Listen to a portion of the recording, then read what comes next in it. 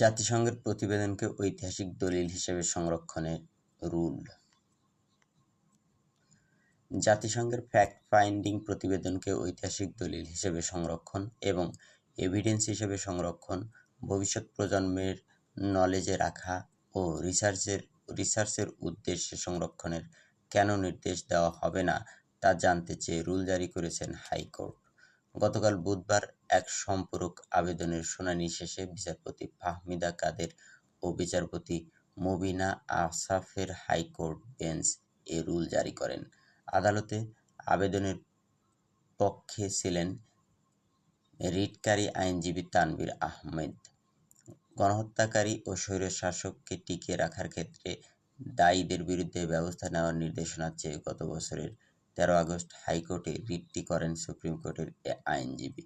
তখন আদালত কোটা সংস্কার আন্দোলনের প্রেক্ষাপটে সাধারণ জনগণের হত্যাকারীদের বিরুদ্ধে যথাযথ বিচারের নির্দেশ কেন দেওয়া হবে না তা জানতে চেয়ে রুল জারি করেছিলেন। এর মধ্যে জাতিসংঘের প্রতিবেদন প্রকাশ পায়। সেই প্রতিবেদন যুক্ত করে আবেদন করেন আইনজীবী তানভীর আহমেদ। আদেশের পর আইনজীবী তানভীর আহমেদ জানান, দোষীদের বিচার নিয়ে আগস্টে রিট করি, তখন রুল ইস্যু করেন।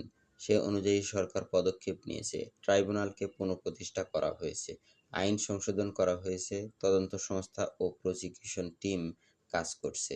এর মধ্যে জাতিসংঘের ফ্যাক্ট-ফাইন্ডিং রিপোর্ট প্রকাশিত হয়েছে।